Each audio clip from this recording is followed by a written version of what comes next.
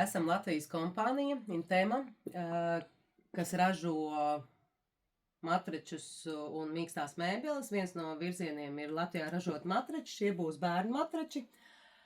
Kā pirmie zīdaiņu matrači varētu būt no dabīgā kokosa ražoti. Otrs variants varētu būt kokos lateks.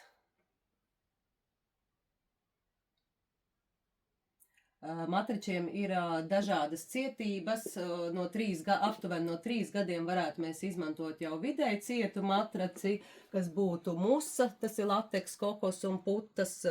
Par cik mēs ražojam matračus, mēs varam arī aizvietot, pieņemsim, ja kādam nepatīk putas, mēs varam likt arī lateksu iekšā, ja. Pēc sastāvu mēs varam dažādi izgatavot.